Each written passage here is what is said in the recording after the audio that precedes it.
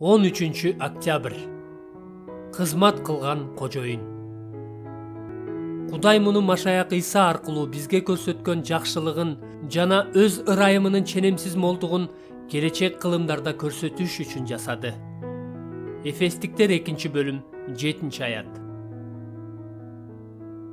Мен үчүн ыйык китептеги Машаяктын экинчи келишинин эң таң калыштуу сүрөттөмөсү Лука 12-бөлүм 35-37 чейинки аяттарда жазылган. Бул үзүндүдө үйлөнүү тоюнун кожоюнунун кайтып келиши төмөнкүдөй сүрөттөлөт. Силердин белиңер курчалуу, чырагыңар күйгүзүлүү болсун.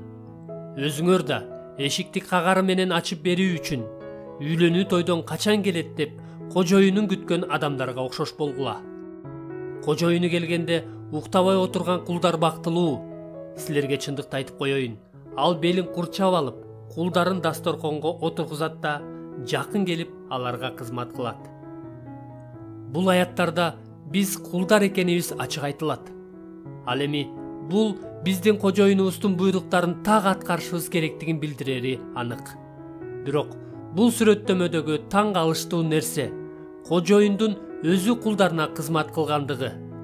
Биз Иса жерде кызмат кылып жүргөндө ошондой болсо керек деп ойлошубуз мүмкүн.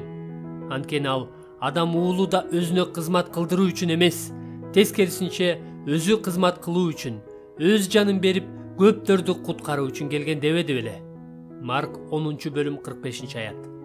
Бирок Лука 12-бөлүм 35-37 чейинки аяттарда адам уулунун атасынын улуу даңкы менен экинчи жолу келиши сүрөттөлөт.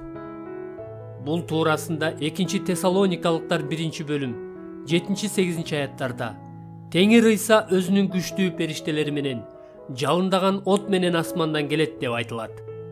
Анда эмне үчүн Иса экинчи жолку келишинде дасторкондо отургандарды тейлеген кызматчы катары сүрөттөлөт? Анткени Исаны даңкка ээ кылган чыныгы нерсе бул анын өзүнүн мол ырайымын муктаж адамдарга көрсөтүүсү. Мына ушул себептен Эфестиктер 2-бөлүм 7-аятта Кудайдын максаты Машаяк Иса аркылуу бизге төккөн мээрими менен келечек кылымдарда өзүнүн эбегейсиз зор ырайымын көрсөтүү болгону айтылат. Биздин Кудайыбыздын улуулугу эмнеде? Анын бул дүйнөдөгү кайсыл иши аны өзгөчөлөнтүп турат? Буга Ышая мындай деп жооп берет. Анткени Теңирден үмүт кылгандар үчүн ушунчалык көп иштерди жасаган сенден башка Кудайды кылымдардын башталышынан бери эч бир кулак уккан эмес, эч бир көз көргөн эмес. Ышая 64-бөлүм 4-аят. Мындай кылган башка Кудай жок. Ал өзүнүн дайыма көз каранды болгон элине жакшылык кылууну жана аны бакытка бөлөөнү эч качан токтотпогон Кудай.